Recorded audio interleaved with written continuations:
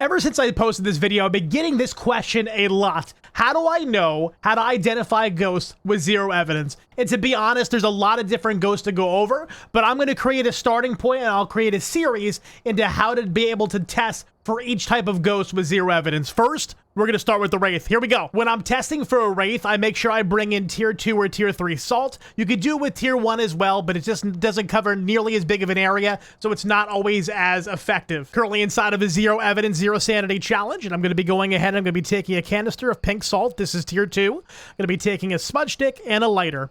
First thing I'm going to be doing is I'm going to be going over to that campfire hiding spot you saw in the previous video, and I'm going to be placing salt down. Now, before the ghost hunt, since I have zero sanity, placing down 3 layers of salt between these 2 logs. It's very important to get them between those 2 logs. The ghost has just disturbed all layers of salt when it crosses that path. And there you have it. You can see that all 3 layers of that tier 2 salt has been disturbed, which means that this is not a Wraith because it did leave traces in the salt.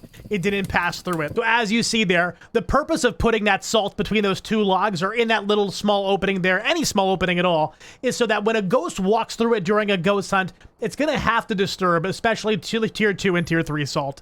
So if you ever have a ghost that disturbs the salt, it cannot be a Wraith. If you ever have a ghost that walks through that opening with that salt there, and it does not disturb it, you more than likely do have a Wraith. Another thing to note is if you're doing those challenges, you can go take photos of the disturbed salt footsteps. That's some extra money and some extra XP right there you can take advantage of. This is not the only way to test for a Wraith. This is just one way. Another way to test for a Wraith is to see if the ghost just randomly teleports on top of you during the hunt or during the investigation.